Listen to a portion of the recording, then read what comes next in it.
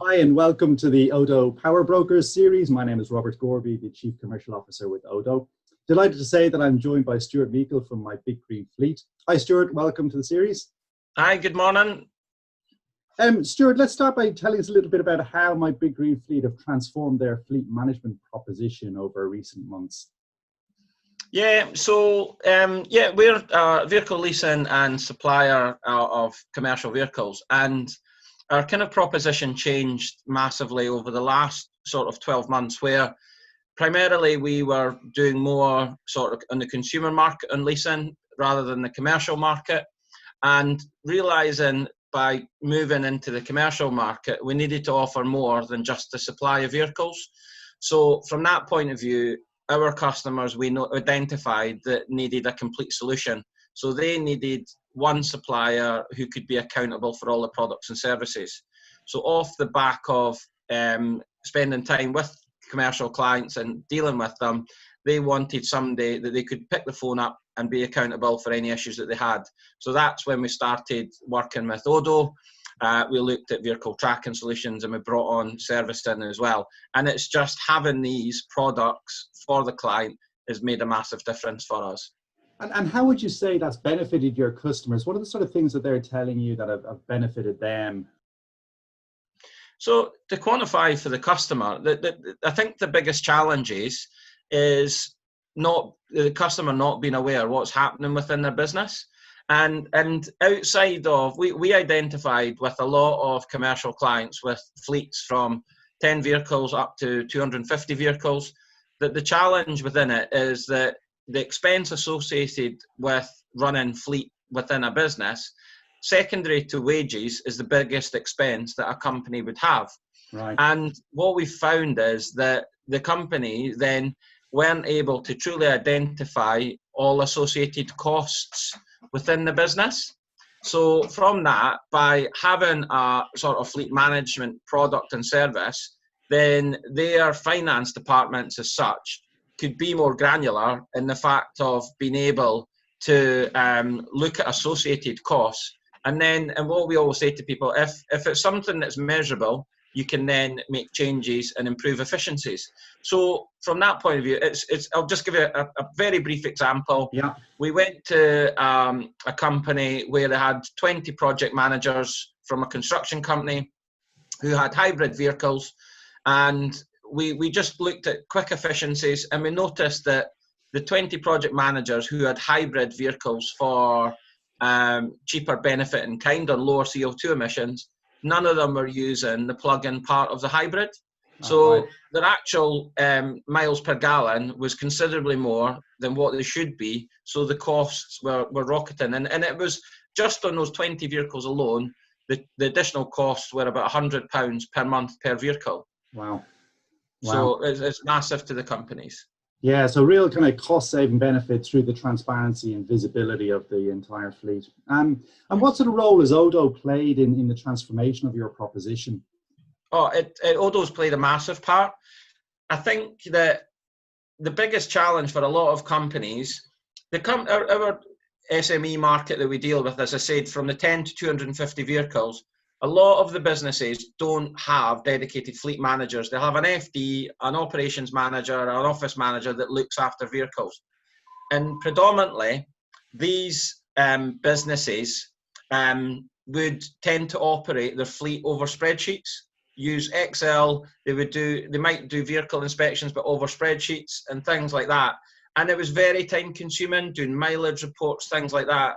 And when we looked at the ODO proposition and had a run through with you guys, to have everything at the touch of a button, from associated leasing costs, insurance costs, service costs, maintenance costs, anybody who is somebody who is a prolific, getting parking fines, accident management, just being able to highlight those has made a massive difference for people operational wise, and it's reduced, I think, the time management that people are spending looking after their fleet is dramatically reduced, and also in reduced costs as well.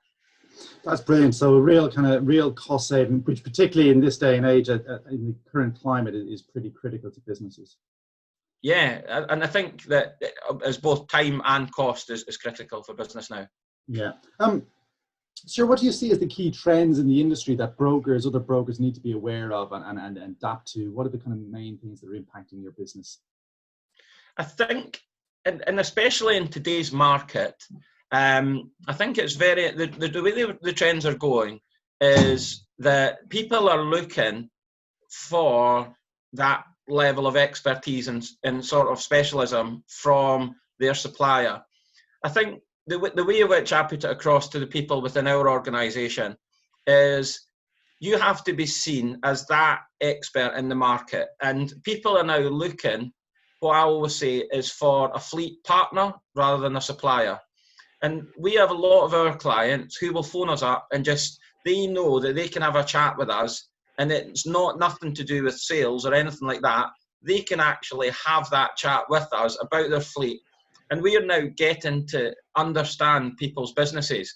Everything that we do is we see ourselves, people now, a lot of companies don't have an HR department, so they outsource HR. We see ourselves as their outsourced fleet management, but we see ourselves as a critical part of their team and helping streamline stuff, help improve efficiencies, doing that by being that partner rather than a supplier. Brilliant, love it. And sure, we hear a lot of brokers who are currently focused on just, again, the sales and selling leases, not really on fleet management, but they are considering making that move. What advice would you give any other broker in that position who are considering moving into offering fleet management services? What advice would you give them? 100%.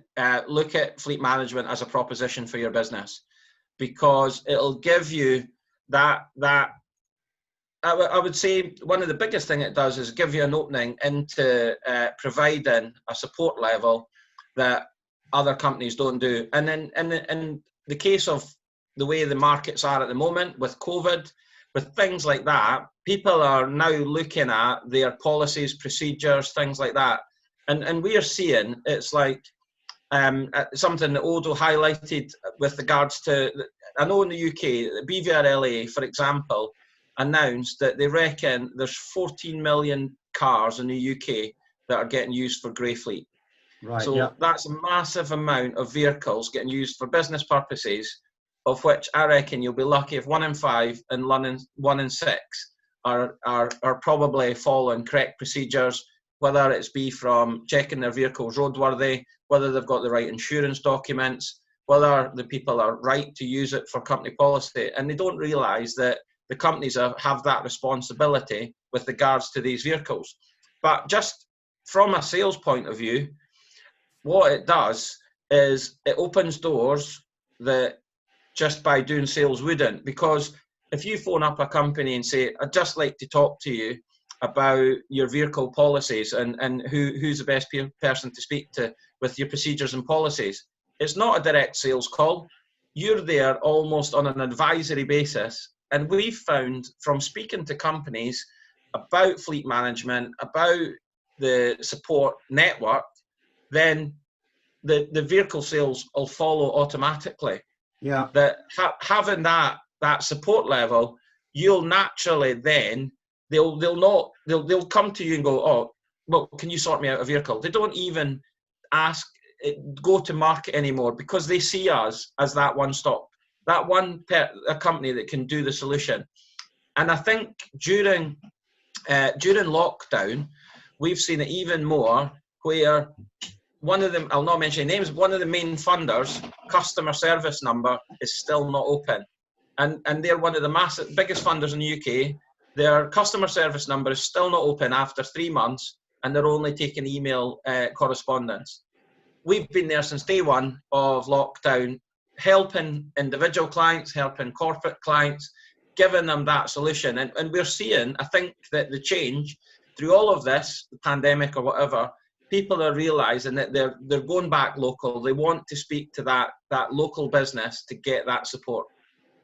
Brilliant. Stuart, thanks very much for your time. I really appreciate it. Some great insights there, and really good to speak to you again. No problem. Good to talk to you, Robert.